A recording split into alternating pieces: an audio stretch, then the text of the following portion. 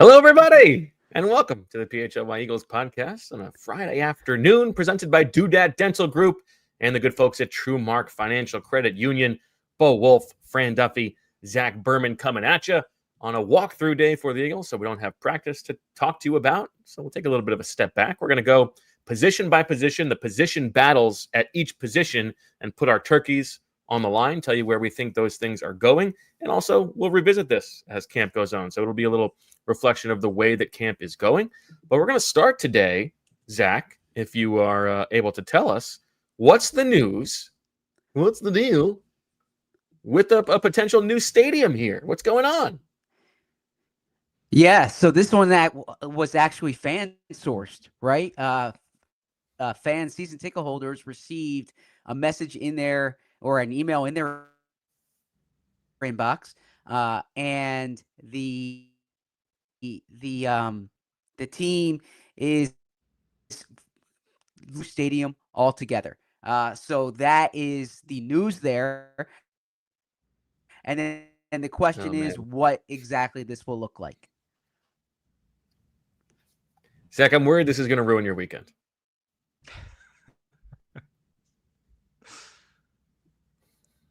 Oh, no. Oh, no. This is a disaster for him. He is just going to be killing himself. This is brutal. Poor guy. Meanwhile, I got to tell you, the Ospreys. Now, listen, Ospreys are tracking to probably sell out early mid next week. Okay, so there are some tickets still available. I want to let the people know that the deal for the Ospreys is it's going to be live for the in-people participants next or 2 Wednesdays from now, Wednesday night at the Hard Rock. Of course, we are taking back the Hard Rock, but it's not going to be streamed live. It's you are not going to be able to see it until Friday. So the Ospreys are the night before the preseason opener, and it will then be available as a YouTube video and a podcast on Friday. So if you want to be there when the action happens and know the news ahead of time, you got to buy tickets. You got to be there in person to see it. So just a little extra push to make that happen. Zach, how you doing? Well, I hope my Wi-Fi holds here because I'm excited for the show. Am I freezing? Yeah, but we have you for the moment. Okay. So the Eagles send out an email to season ticket holders with a survey about the future of the stadium. And in that email, the team said, and I'm quoting here, to help guide this vision, we're exploring potential updates to Lincoln Financial possibility of a brand new stadium in the region. So that is news. And this is something we had talked about going back to the Super Bowl media night when Jeffrey Lurie was asked about the future of the stadium. Definitely doing some exploratory work here.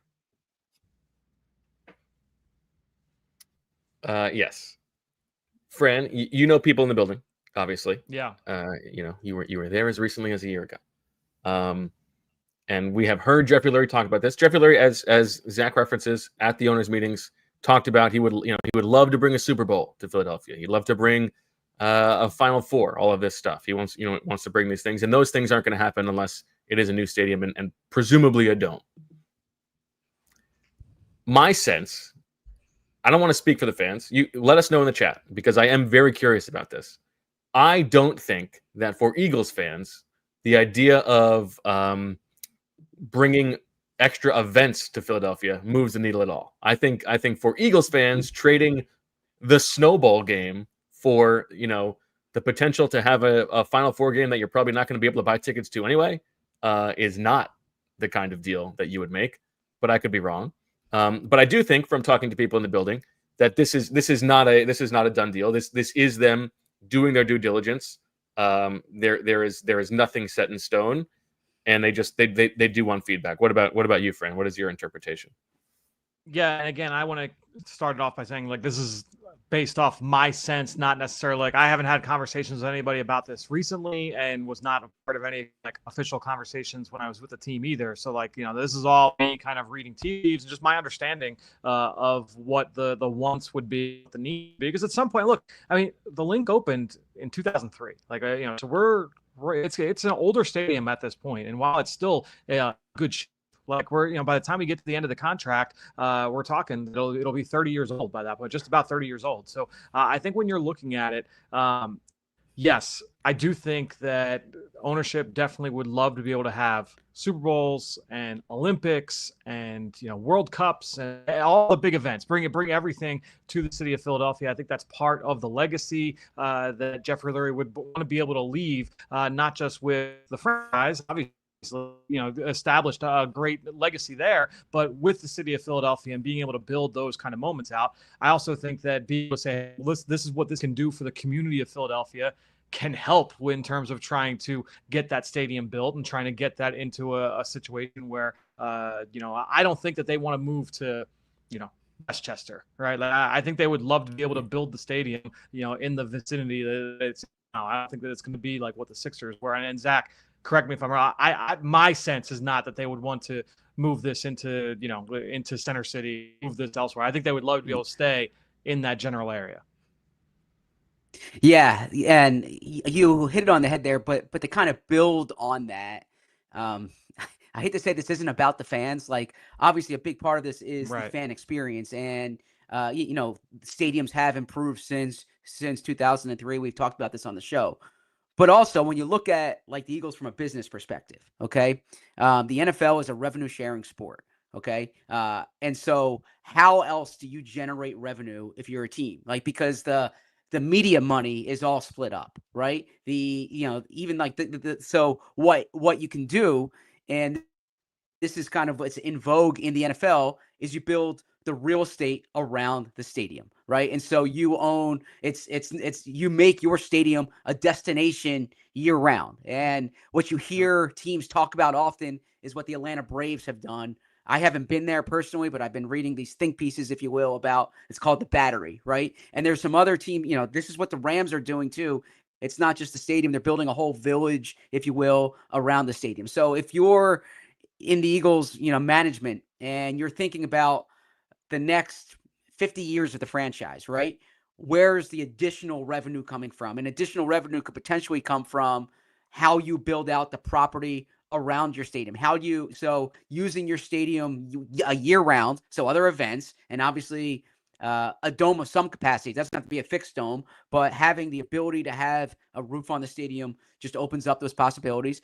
But in addition, if you can somehow have land in South Philly or in that area there, and this is what the Phillies have talked about, this is what the Sixers and Flyers have talked about, where you can have, whether it's shops, restaurants, retail, whatever it may be, that there are potential revenue sources for the team that go beyond the traditional revenue sources now. So like that doesn't necessarily satiate the fans' desires who only care about what the record is, but there are a lot of people in that building who think about, all right, how can the value of the franchise go from X to Y? How can the revenue of the franchise go from X to Y? And you reach a point where it's like you can only raise prices so much. You can only raise concessions so much. What are the additional revenue sources that can come in?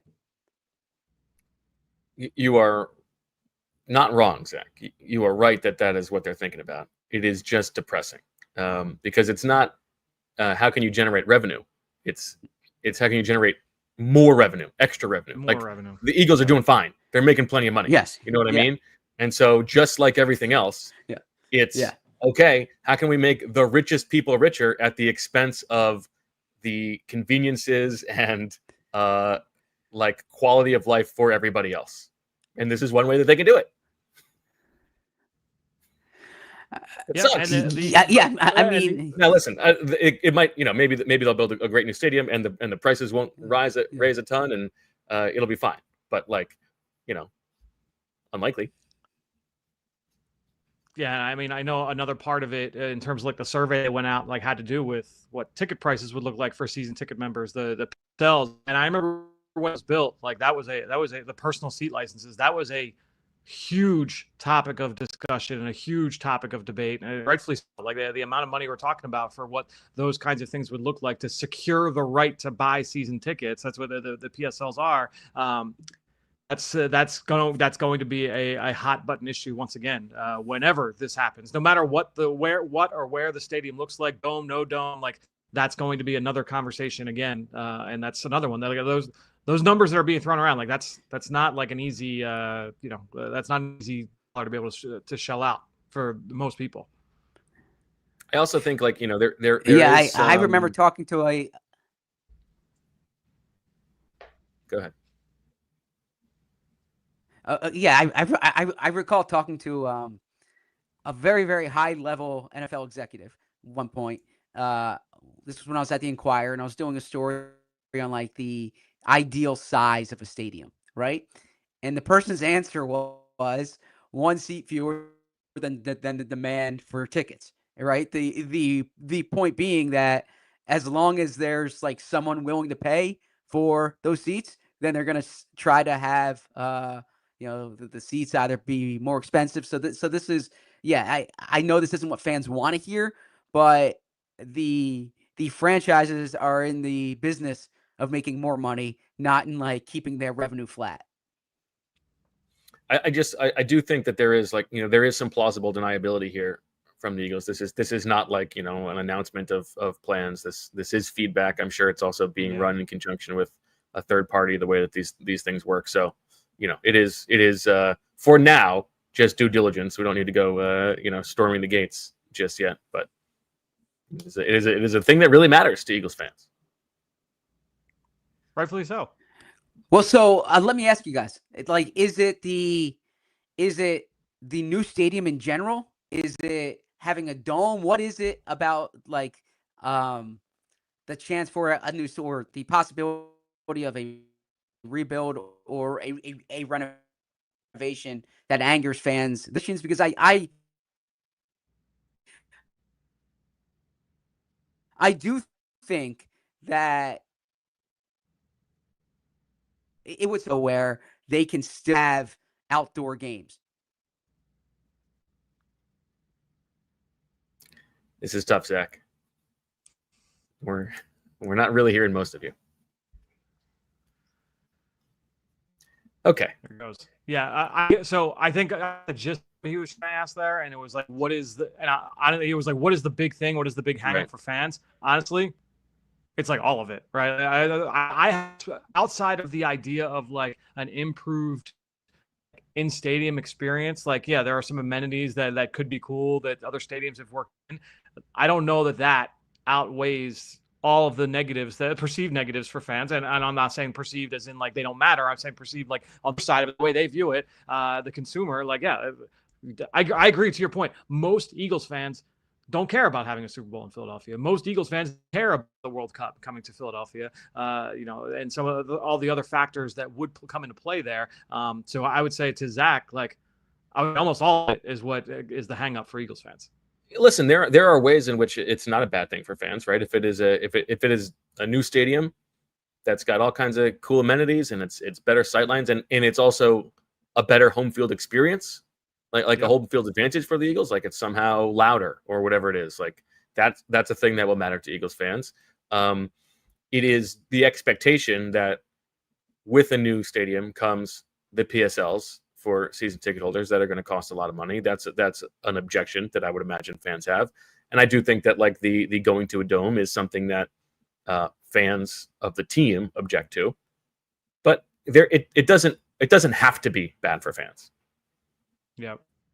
Yeah. And that's, look, I'm sure that they will try to do their best there, but there often is of negativity around it. Whenever that announcement comes, like not everybody's gonna be happy. I think that's just the reality of it, and that's the case with most stadium, new stadiums that come out across all sports. Julia put up a poll in the comments to get the thoughts from the sickos about what you guys think about a potential new stadium. So let us know what you think, and we will take our first break here to give us a chance to reset. Maybe we'll get Zach back, and on the other side, we're going to talk about all of these position battles at each position. Where do we see these things going? Let's find out how far apart we are. Coming up next. Told you the other day about our new friends at Righteous Felon. If you are craving the perfect snack that satisfies your hunger and provides the right amount of protein to fulfill your body's daily needs, well, Righteous Felon is for you. Righteous Felon beef jerky and meat sticks, baby. Righteous Felon traces its roots back to the hallways of Downingtown Middle School and was officially launched by lifelong friends in their apartment kitchen after college. The Exton, PA-based company has been making all-natural, premium quality, better-for-you meat snacks for over a decade and evolved into the region's preeminent jerky brand. The packaging is fun and engaging. The flavor is bold and tantalizing. The texture, tender and soft. These are, without question, the best meat snacks around. And we are not just saying that because they're paying us. We're saying it because they're paying us, but not just because of that. It's true. The jerky and sticks are sold in places like Wawa, where there's a good deal right now. 2 bags for $10. That's the best value you will see anywhere. Also at Giant, Costco, Royal Farms, and thousands of independent stores. What's more, Righteous Felon helps fuel your favorite Philly athletes by working with the nutritionists of each local pro sports team to provide jerky and sticks for players to eat before and after workouts and as a refueling snack during games. So, if Righteous Felon jerky and sticks are good enough to keep Philly's pro athletes performing at the top of their game, it's got to be good enough for you too, the average Joe or Jane Schmo. Now, if you're the kind of person who wants a deal and snacks delivered to your doorstep, you can order online at righteousfelon.com using discount code PHLY20 for 20% off. They have all kinds of cool variety packs and bundles on the site, so it's also a perfect gift for that special meat snack lover in your life. Again, discount code PHLY20 for 20% off your order on righteousfelon.com. We'll now hear from our friends over at TrueMark Financial Credit Union, because we know, look, we're in the top of the peak of summer right now. It's July 25th, and the kids are all out and about. They're hanging out with friends, picking up. They're in the middle of the summer job. Great time to be able to set them up with something that teaches real world money skills and gives them a little bit of freedom, because they still have a month left of summer before school gets back. The Green Light debit card and the Money app is the best tool to be able to give them that. If you are a TrueMark Financial member, you can get that free green account for your kids, for your teenagers, and it's a simple way to teach them how to manage their own money, whether it's from a job, their allowance, or from birthday cash that they've got lying around. They'll get their own debit card. They can set up savings goals. They can track spending. You learn how to budget, all while you, as the adult, you get to stay in the loop from your. You're still in control, but they get to learn how money really works in everyday life. So before the summer gets closed and we get back into school, this is a great way to help your kids build smart money habits that'll stick with them long after the season is over. Head over to TrueMark.com/greenlight. Get all the details. Sign up today. Do not miss the chance to set up your kids for future financial success. All right. Back on the PHLY Eagles podcast. One more thing to tell you about as Zach rejoins. We got a new sweepstakes. It is the Doodad Dental Bright Smile Sweepstakes. PHLY and Doodad Dental Group are teaming up to give you the chance to win a brighter, healthier smile, absolutely free, with the Doodad Dental Bright Smile Sweepstakes. Each week, we're giving away one Philips Teeth Whitening Home Kit to a lucky winner, and at the end of the sweepstakes, the grand prize winner will take home an Oral-B IO toothbrush, top of the line tech for your teeth. Entering is easy. Just head to allphly.com/Doodad Dental Group, fill out the entry form, and you are eligible for both prizes. That's it. No purchase necessary, but don't wait too long. The sweepstakes runs now through August 29th. Weekly winners will be selected through the sweepstakes, and the grand prize announcement coming at the end of the contest period. So if you want a whiter smile and a cleaner mouth without spending a dime, head to allphly.com/Doodad Dental Group and enter the Doodad Dental Bright Smile Sweepstakes today. Full sweepstake rules and eligibility can be found at allphly.com/Doodad Dental Group. Must be 18 or older to enter. Terms and conditions apply. Zach, you're somewhere new. Yes. Is this good? Better so far. Good. Great, sound great. Thank you. I missed the conversation because I was looking forward to that. The one thing I will add not to be redundant, and certainly I don't want to come across as, well, I think I saw in the chat like a bootlicker or like whatever the term may be. I'm not saying like the franchise is right doing this. I think what matters most is the fan experience. I can say that, as I alluded to earlier, the stadium experience has been enhanced in some other places. You guys were all in Minnesota for the Super Bowl, right? That's like a really impressive stadium experience that has a roof, but it seems like you're outside. There are places that have retractable roofs. The stadium architecture continues to progress, and so I think that look, I'm not naive. A big part of this is revenue generation for the franchise. But I think that the fan experience can be enhanced. Now, the problem, of course, is that it's not enhanced for 1 million fans or 2 million fans. It's enhanced for, 65,000 fans. It's probably really only enhanced for, 25,000 fans that might get like a premium experience, right? But just as the Spectrum, that there was an upgrade from the Spectrum to, the First Union Center or the Core State Center when it opened, and then I imagine the next arena will be better than this one. There are benefits. It's just at what cost, and I certainly hope it's not at the cost of the taxpayers. Zach, can I ask you a delicate question? It depends. Yes. Are you in a bathroom? No. Why? I'm definitely not in a bathroom. It's the new background of, and then like the sidings on the wall. I thought maybe it was a bathroom. No, it's not a bathroom. It's a like a room with a crib in it. Okay, for babies. So it's like there's no like real like there's no desk. There's no like dedicate. There's no like desk chair. So it's a very makeshift situation, but it's closer. It's closer to the router.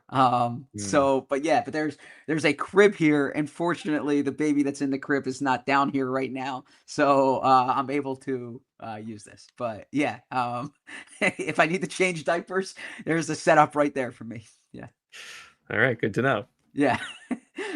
That's a fine delicate question to answer. Okay. Let's get to it. Let's get to football. That's what the people are here for. Let's talk some ball. So we're going to do turkeys to these position battles. We're going to start. We got one at each position. So we're starting with quarterback 3. Kyle McCord, Dorian Thompson-Robinson. Put your turkeys on. And all of this is week 1. So it's not how you think it's going to play out over the course of the season.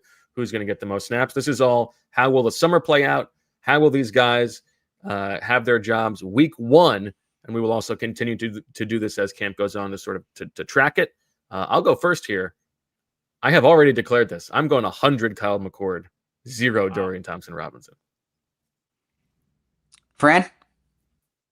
I went 90-10 McCord. I'm having the door open. I don't know that I've been like completely moved by McCord so far through 2 practices and like 10 throws. So obviously it's very, very early. But I'm going to go 90-10 in favor of McCord. Yeah, I am the same as Fran. I went 90-10. I agree with what Bo said, but I'm leaving open the possibility that there's an injury. There could be an injury in a preseason game, and McCord starts the season on IR. Okay, I don't know that there's a ton of more meat left on this particular bone. We've talked about it. We haven't seen too much. I just Dorian Thompson-Robinson is not. This is also not the best format for him. He could play better in the preseason than he looks like in practice. Okay, I'm interested in what you guys think about this one. I will start with you first on this one, Zach. And this is running back 3, and it's just AJ Dillon against the field. So there's not a ton of competition here, but you got 2 undrafted rookies and also Kelee Robinson. AJ Dillon, we have seen actually get a couple little reps with the ones. And when he's in the pile, or he's between the tackles, it can be difficult to tell whether it's him or Saquon Barkley. Now, part of that is because the 8 and the 6 look so similar on the jersey, but part of it is because they're both got those rocked up quads. So what do you expect with AJ Dillon here, Zach? Yeah, I went 75-25 in favor of AJ Dillon, and that I just think AJ Dillon is the superior player to the field here. The one issue I had here, the caveat is this is a position where they could potentially add somebody, right? Third running back's not out of the question to add. So I was thinking of going 60-40 to kind of hedge my bet, but based on the current roster composition, I went 75-25. How about you, Fran?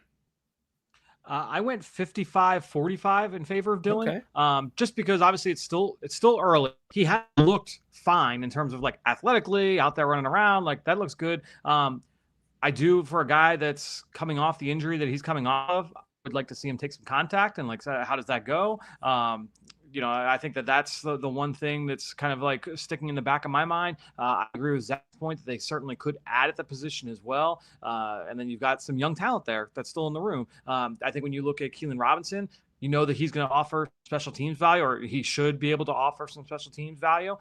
So I feel good that he'd be able to be active. So by the time we get to week 1, even if he's on the roster, if Keelan Robinson plays special teams, maybe Dillon's inactive. Like that would be something to watch. And there was also the possibility that, AJ Dillon is a vested veteran, right? So this could be one where he does 3, they bring him back, and week 4, whatever, he's on the practice squad to start the season, but maybe elevated for game days. He's not guaranteed of anything, but I think it is. I have it at 65-35. So I split the difference between the two of you guys. I think it is more likely than not that he will be the guy. But I also think they would prefer if one of the undrafted rookies looks awesome and is better than AJ Dillon. Like that would be better for them. So I think the door is ajar there, but we will see. Okay, I think this is maybe the most difficult one. We're going to go to tight end, and you got 5 competitors. You've got EJ Jenkins. You've got Kylen Granson. You've got Nick Muse. You got Zach's boy, Harrison Bryant. And you got Cameron Latu. We got 5 competitors. Fran, it is your turn to go first. How have you apportioned these? Very difficult.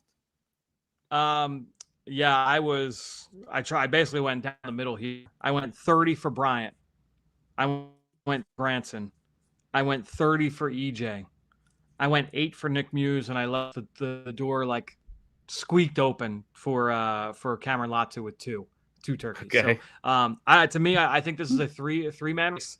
I think when you look at Bryant, Granson, and EJ Jenkins, and we'll see how the summer and preseason kind of shakes out. I think with all 3, and maybe we have to wait till August 19th to make this call, at the end of the day. But I think when you look at Bryant, I think that he's probably the best blocker.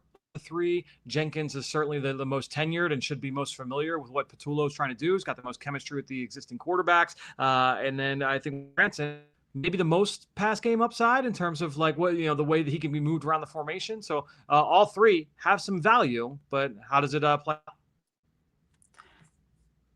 Go ahead, Zach. Yeah, so I'm going with EJ Jenkins 15, Kylen Granson 30, Harrison Bryant 40, Nick Muse 5, Cam Latu 10. So giving a little Latu, high on more. Latu. Wow. Yeah, a little 10. more for the draft pedigree, right? You had to. Yeah, look, 3rd rounder. You got to take that over Nick Muse. Nick Muse got a Super Bowl ring, but I am leaning more toward Harrison Bryant. Okay.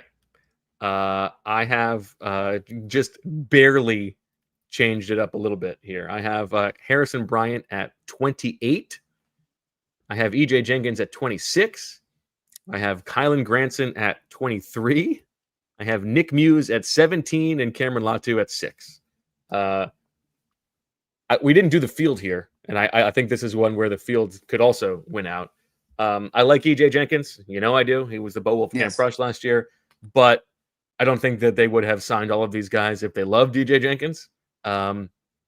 This is not the format for us to really evaluate Harrison Bryant just yet. Although I know you have that date marked on your calendar, Zach.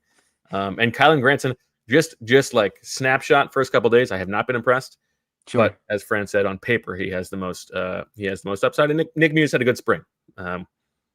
Actually, he had a great year too. Actually, because he has, as Daniz has pointed out, joined the team in the playoffs, got to get that Super Bowl ring. What a life for him. Yeah, it's like the opposite of Devin White, right? Devin White had to go through the worst times at the summer, training camp, Brazil trip. Nick Muse got all the fun. Yeah.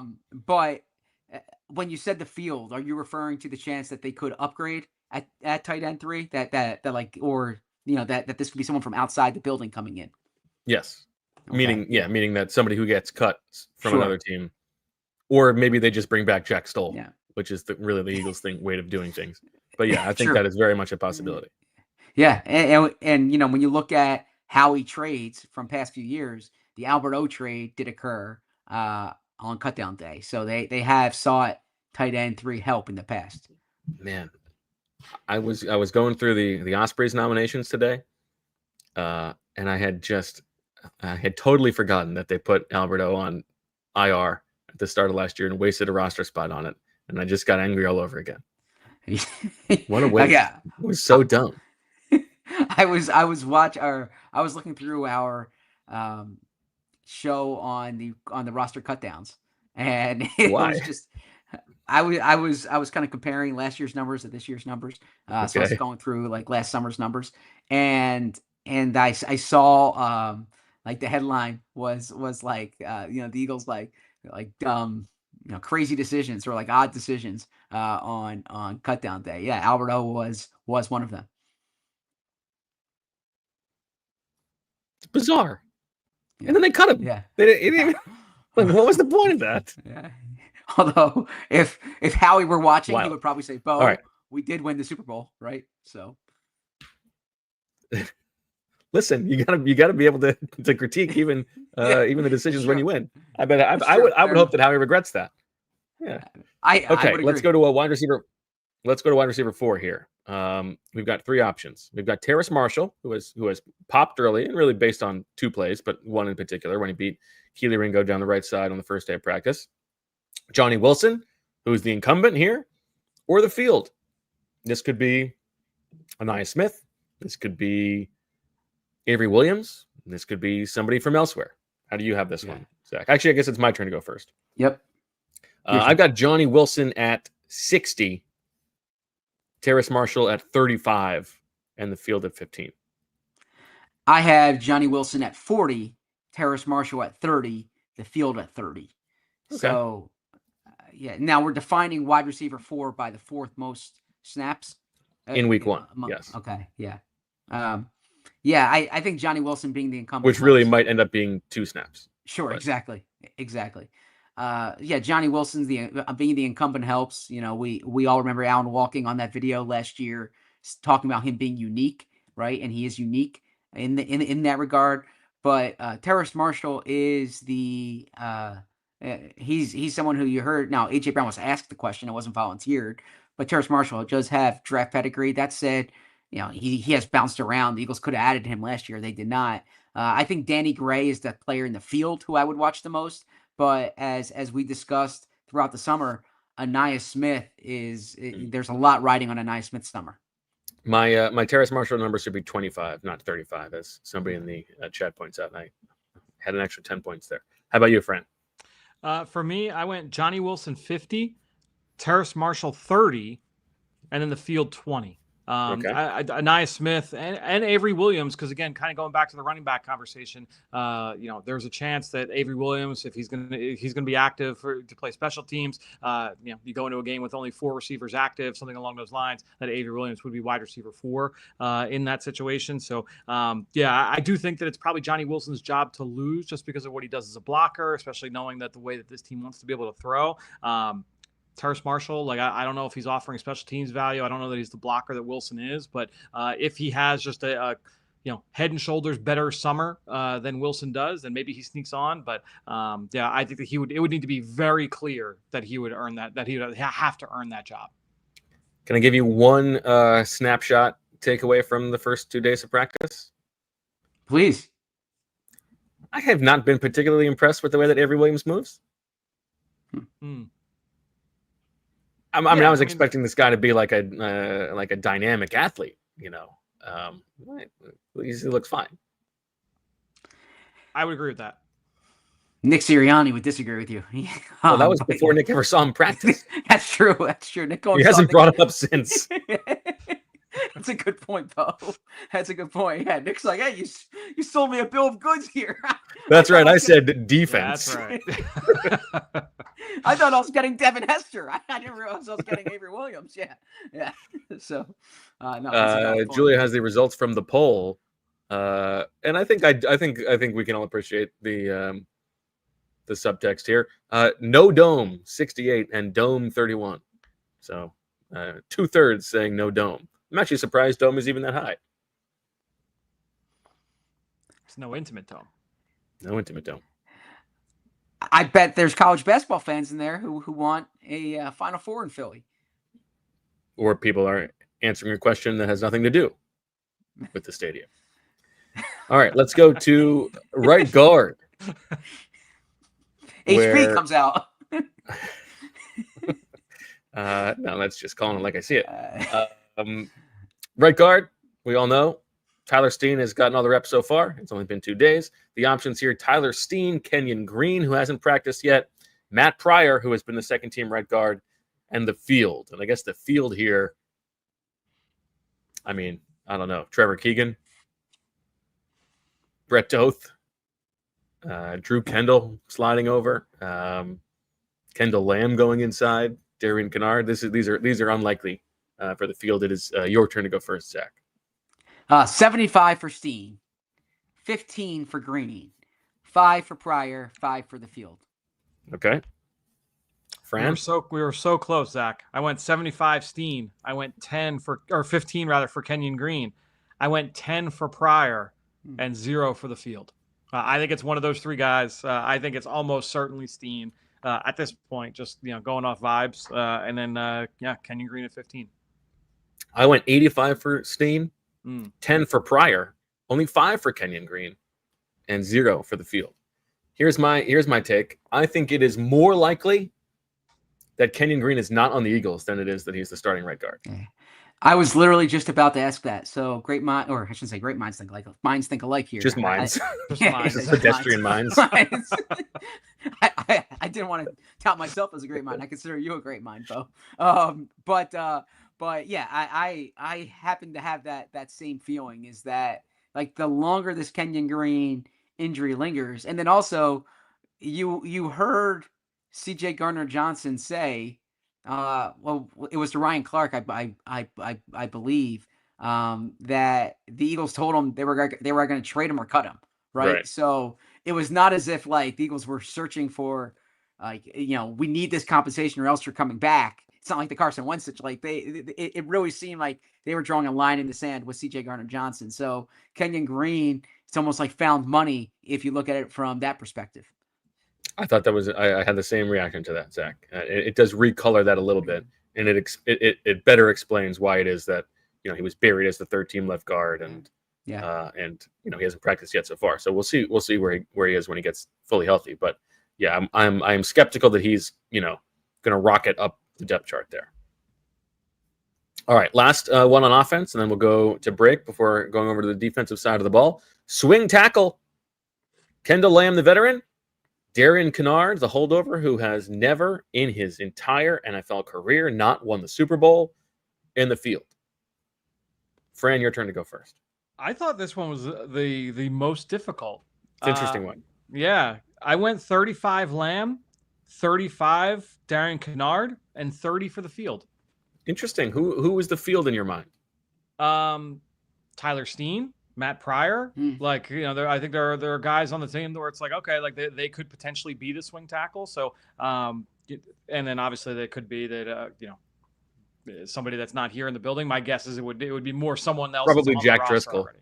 Right? Yeah, exactly. I think that when you look at that group, that was a tough one. Given the options.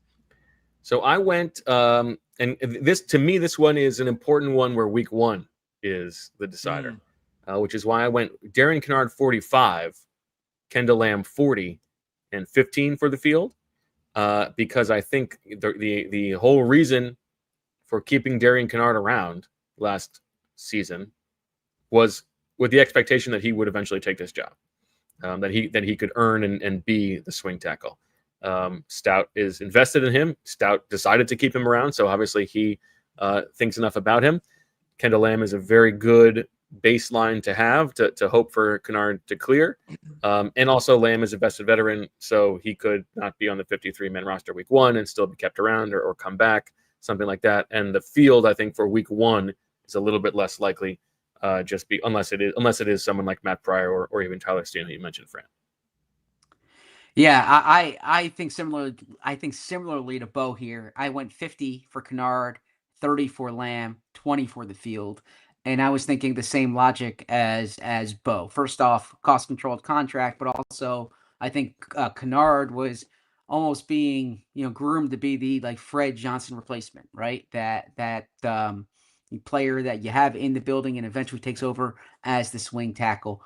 So I put Kennard here, but Kendall Lamb, the reason that they signed him was to have some veteran assurance there. There you go. All right. Quick break, and then we'll come back on the defensive side of the ball where we have the two real marquee position battles of camp so far at cornerback and safety. We'll tell you where our turkeys land after hearing from our sponsors.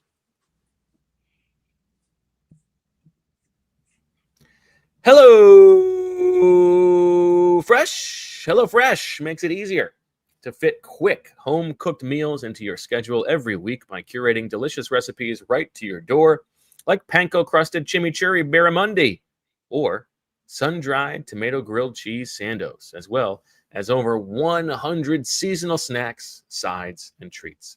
This summer, HelloFresh has made it even easier to enjoy delicious, healthy, and homemade quality meals with their new ready-made meals.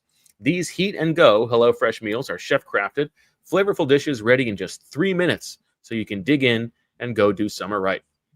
My mouth already watering, looking at the Southwest-inspired chicken bowl and the stir-fried udon with pulled pork and veggies. There's also a creamy Alfredo truffle cavatappi pasta and an Indian-inspired chicken paired with turmeric rice. Drool, baby! And the best part? These are all ready to eat after a quick spin in their microwave. Make your summer enjoyable and delicious by signing up for HelloFresh at HelloFresh.com/Eagles10FM and get 10 free meals with a free item for life. That's HelloFresh.com/Eagles10FM for 10 free meals and a free item in every box. HelloFresh.com/Eagles10FM, one per box with an active subscription. Free meals are applied as a discount on the first box. New subscribers only. Varies by plan. So an expression that I've used in the past few weeks is, the past few years, but especially these past few weeks, if I'm getting like a car valet parked or something like that, I'll say, I don't have cash, but I have Cash App, right? And it's a great way to send in to send money to, if you have a tip, if to pay somebody. Cash App does more than you think when it comes to having your back and making sure your money stays your money. If you direct deposit at least $300 in paychecks each month and use the Cash App card for purchases, you can unlock up to $200 in free overdraft coverage. If you overdraft unexpectedly, there are no hidden fees. Manage your money on your terms and take advantage of free overdraft coverage up to $200 on Cash App today. For a limited time only, new Cash App customers can use our exclusive code to earn some additional cash. For real, just download Cash App, use our exclusive referral code CASH-PHLY in your profile, send $5 to a friend within 14 days, and you will get $10 dropped right into your account. Terms apply. That's money. That's Cash App. Cash App is a financial services platform. It's not a bank. Banking services provided by Cash App's bank partners. Prepaid debit cards issued by Sutton Bank. Member FDIC. Direct deposit, roundups, overdraft coverage, and discounts provided by Cash App, a Block Inc. brand. Visit cash.app/legal/podcast for full disclosures. All right, back on the PHLY Eagles show, presented by TrueMark Financial Credit Union and Doodad Dental. Fran, what are you laughing at? The chat just on fire with thinking that Zach was going to go with Tip Tap with his the great idea for the tipping app. Where are you going? You're doing all the valet parking, Zach. Yeah, so there's a place where I go in the city. Yeah, of course, this is when it gets cut off. Broke. Yeah, here. Can you hear me? Okay. Yeah. There you go. Yeah. So there, when I visit family in the city, and there's not street parking, I have to park in a lot that's valet attended. Okay. And it's the best lot to park in there in terms of, like what the rates are. But as a former valet parker myself, I got to hook the guy up. Right. And I don't carry cash. I carry I carry a phone, and my cards are in the phone. My license, my credit card, and so I know that the Parker takes Cash App, right? So whenever I visit this family member in the city, I will I'll say like, hey, I don't have cash, but I have Cash App, and so the parking attendant is like top on the Cash App list. All right, Zach. So how often are you coming into the city, into my neighborhood, and not telling me about it? It's not because your neighborhood actually has good off-street parking, like good So I'm sorry, not good off-street parking, good street parking. Like there's enough. Where this family member lives, there's fewer street parking options, and so much subterfuge as to so much secrecy about this family member, but I appreciate it. I'm visiting my mother. Okay. Yeah. I visit my mother. Okay. You're lumping her in with like your cousins. Like she should hold a special place. Yeah. When I visit my mom, my family member. Which this time of year I have more free time than during the football season, right? So when I'm visiting my mom, I can park there's a lot where I park in. That's all. Speaking about people in the city, there's lots of reports this week of Fran like all over the place. You're at the concert last night. I had boots on the ground reporting, people texting me that you were down on the field for the Nelly concert after the Phillies game. What a wild week.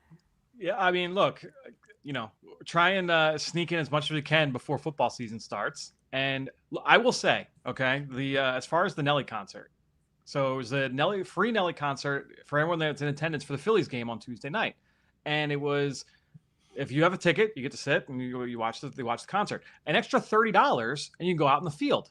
So I'm like, oh, that's a great deal. It's $30. I'm thinking, like, all right, I'll probably play like 4 or 5 songs.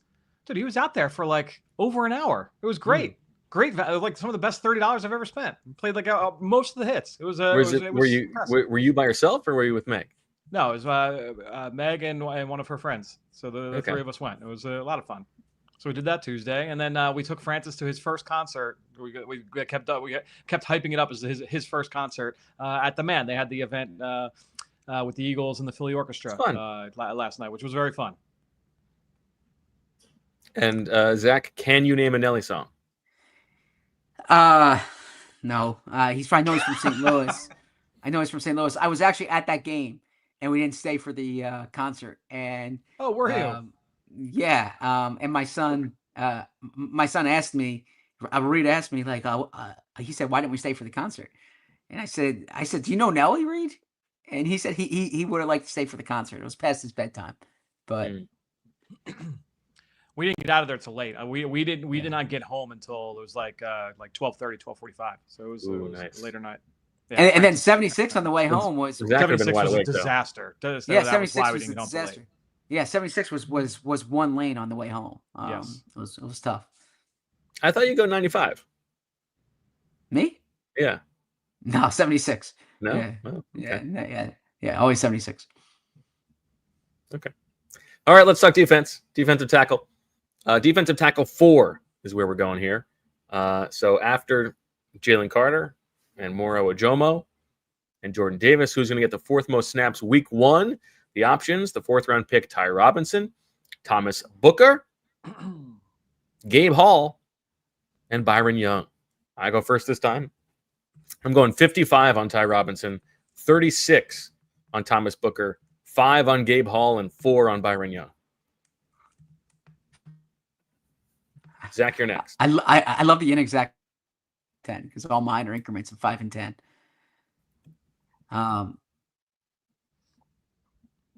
It's frozen in the bathroom again. Sorry about this. I'm not going to be doing. Yeah, we know. I mean, that sentence could finish with anything. I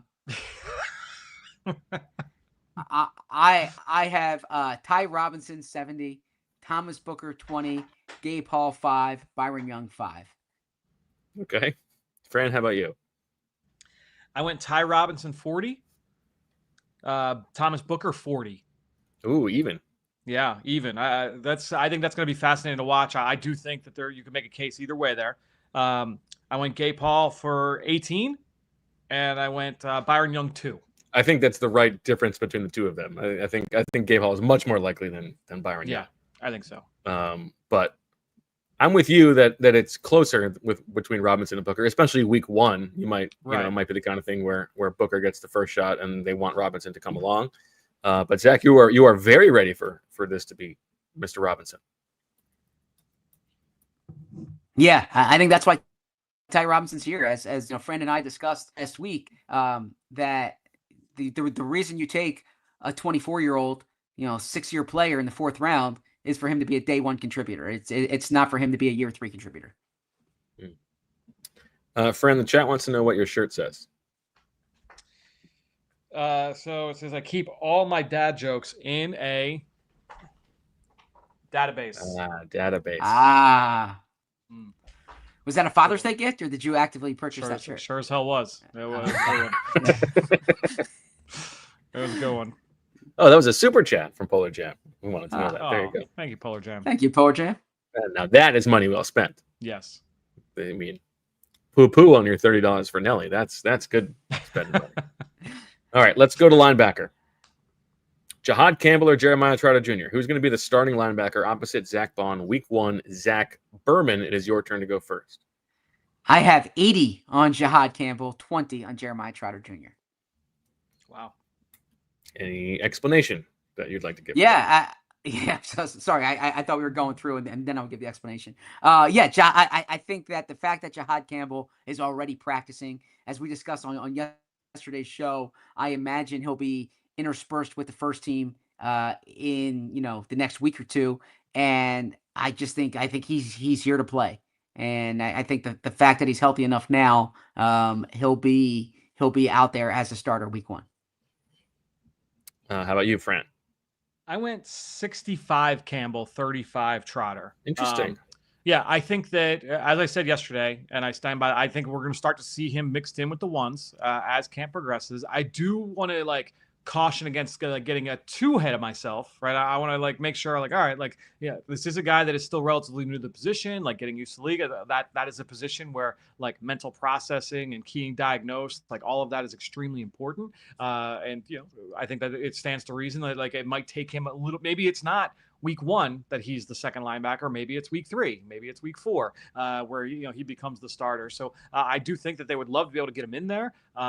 And I do think, I think he's the favorite to be the starter now that after what we've seen for 2 days. But I still think that there's a decent chance that Jeremiah Trotter Jr. could be that guy.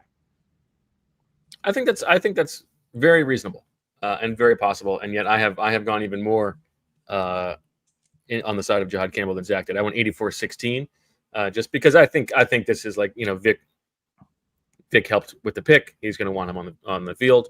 I think that makes sense, but I also think you're right. I also, and as we said before, I also think there's a chance that we're going to see both of them week 1 in different packages, but that's not really the way that Vic likes to do things, right? I think he'd rather have his guy, and so I'm leaning towards Jihaad Campbell. Cornerback 2, the race between Kelee Ringo and Adoree Jackson. Very interesting. It's been just a dead even split so far. Fran, it is your turn to go first. How do you have this one? It's not fun. I went 50-50. Did you straight? I did. Yeah. I mean, I said it last week when we did the DB show. It was myself and Rich, Handsome Rich. And I said, look, if we come out of the gate and it's a 50-50 split, I will feel less confident that the job is going to go to Kelee Ringo. And I still think that it's very possible that Kelee Ringo could be the starter. But the fact that it wasn't him, to me, I would have expected that, hey, this is a guy that they spent significant draft capital on in his 3rd year, 2nd year in the scheme, that he would almost be getting what Tyler Steen has gotten up to this point, where it's all right, he is getting maybe not all the reps, but even if it was a little bit less, and he was getting if it was an 80-20 split, but the fact that it is every other series, essentially every other period, they're switching roles. to me, that doesn't it's not a positive omen in Kelee's favor, in my opinion. I think that's right. I have it 54 for Ringo, 46 for Adoree Jackson, and even that I feel like is maybe too much. I think they would like him to win the job. I think they want him to win the job. But you're right. The longer, it has only been 2 practices. We can take a step back. Like, at some point, somebody's going to start getting more reps. But yeah, through it's dead even. And the longer it's dead even, the more you think, okay, maybe they're gonna side with the guy who is more of a known commodity in Adoree Jackson. Yeah, to me, still so much camp left, obviously, and it could be that Kelee just the light comes on and we just start to see that he takes over the reins, but I don't feel great about it at this point. And Zach, in his absence, I believe he just texted he is going with Eli Ricks 100 and nobody else. So very bold from Zach. Something to keep in mind there from moving forward. All right, last one, safety. We've seen all kinds of action here. Yeah. Opposite Reed Blankenship. Drew Makuba, the 2nd-round pick, would seem to be the favorite. Then you've got Sidney Brown. We've also got Andre Sam and Tristan McCollum, who have been working in here. I guess it's my turn to go first. Yep. I'm going Makuba 60, week 1. And I know that's high. Yeah. But the Vic of it all is what makes me go that way. And then I'm going 30 for Sidney Brown, 6 for Andre Sam, and 4 for Tristan McCollum. I also had Makuba as the favorite. Didn't quite go that far. I went 40 Makuba, 30 for Sidney Brown, and then I split the other 2 guys right down the middle. I went 15 for Tristan McCollum and 15 for Sam, just because of how the even split has been. I think that I wanted this to kind of mirror that, but I do think that Makuba almost certainly is going to be the start. It just I shouldn't say almost certainly. I should say that more that he is the most likely starter at this point. I think you have done a better job in this exercise of reflecting what is actually the case right now. Whereas I'm more mine's more how the summer's going to go. Yeah, right. I think yours is a better reflection of where things stand at the moment. But yeah, I think that's right. Okay, I don't think we're going to see Zach again. Doesn't sound like it, but we're missing a position. We still got to do the edge. Oh, we missed edge. I'm so sorry. Come on.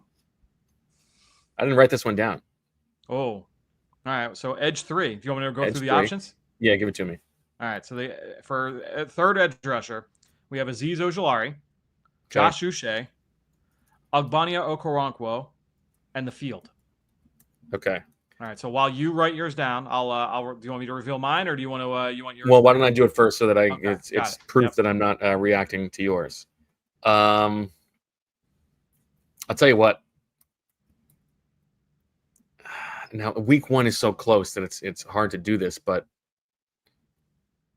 I think I'm putting 30 on the field. I have 30 on the field as well. You put 30 on the field as well? Yeah. I'm gonna put 5 on Okoronkwo. Okay. 40 on Ojulari. And that's 25 on Uche. That is the exact same one I had. Really? To the number. That is exactly That's so funny. what I had. So no, I think that this one was a tough one to handicap. I think when you're looking at Ojulari, I feel like is the favorite, but I don't know. I'm not like. You know what? I want you to hold that, yes, Fran. Yes. I want you to explain what that is in overtime.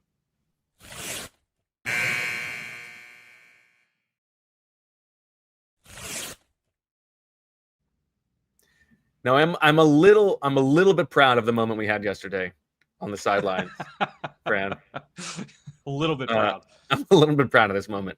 It was a special teams drill. Yep. And it was just guys running down on kickoff coverage. It's like 4 guys over here, 4 guys over there. There's a ball out there. It's a facsimile of a ball. There's something else, and they got to go touch it. And you're just seeing these guys run down the field. And I look over at you, and you just make a face, just kind of like a oof. And you didn't say anything. And I said, you're not feeling Aziz Ojulari the way he's running, are you? And he's like, you're exactly right. Yeah, because one of the things that I look there during special teams drills, look, we got a very big media corps, right? Special teams drills, a lot of people, it's like that's chit chat time. That's like, special teams drills are there are two things that I could take away from special teams. Number one, the fringe roster guys, like who are the ones that are up at the front of the line, getting the most reps. You get that. Number two is the guys where you have like, you want to try and get a gauge of their athleticism. This is where they're running around. Aziz Ojulari has been in the league for a few years. He was a technically proficient player at Georgia, uses his hands well. It's not necessarily like, it's all based off athleticism. I will say, after watching him for 2 days, like athletically, the injuries have definitely taken their toll. Like at least that's what it seems watching him live for 2 days. And to be fair, as we talked, you really liked him coming out. Yes. And when we had the Fran's film sessions on the free agents this offseason, you felt similarly. Like he is not the same player that you evaluated at college. No, I think that when you're looking at it from, again, purely athleticism, a little worrisome. Now, that's not going to be prohibitive for him being the third defensive end or third outside linebacker. Like, it's perfectly fine that he could be that guy, and that's why I do have him as the favorite in this exercise. But, yeah, it's the injuries, from what I've seen so far, like, I'm like, there's something missing there for sure. Yeah, okay. Yeah, I mean, you follow the money. It's the most likely result, but it might not be that way all season long. Right. Okay. Well, here's the deal. Tomorrow the Eagles practice. We do not have a show tomorrow, but we are going to do a truncated recap of the show that will be up on our YouTube page. A little quick recap of everything you need to know. Zach will also have you covered with his Camp in 60 Seconds videos on the social media platforms. So we will have you covered for tomorrow regardless. And on allphly.com, where you can become a diehard for $36 a year with the training camp special. Zach, you're back. You look blurry. Do you have any final words?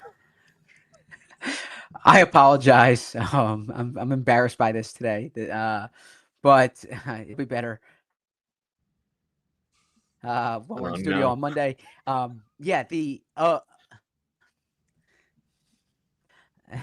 I was gonna say Kelee Ringo is I have Kelee Ringo far and away the top option at corner, and then at safety I'm giving Drew Makuba 60 turkeys.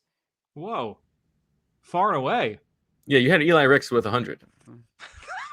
No. I have Kelee Ringo at 70. Wow. I think it's gonna be Kelee Ringo's job.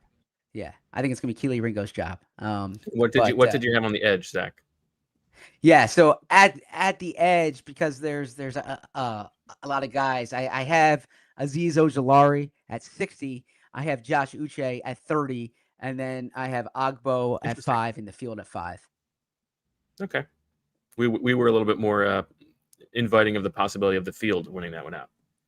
The field being an outside acquisition, or the field being someone else in the depth chart. Okay, yeah. I mean, I suppose the field could be Pal Ryland, but I'm expecting that to be Aziz Ojulari.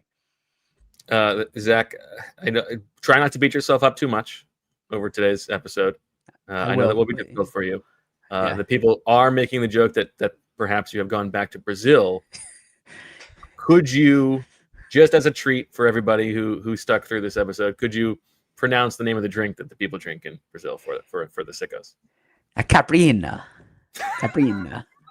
It's a good drink. As a sweet tooth that I am, it's basically just sugar water. That gives you a little bit of a buzz, right? So it's a good drink. I had a terrific meal with Caprinas with EJ and Jeff McClain and Olivia. It was a Dave Murphy. It was a nice. I liked Brazil, but I gotta say, the connection in Brazil is probably comparable to the connection where I am right now. This is something we're going to work on. Yeah. Well, it's not, I can assure you, made it worth everybody's while. My setup back home is hardwired, right? And so you don't have to worry about that unless I kick the wire. But I think I'm at my mother's right now, and I think she's using an antiquated router or something.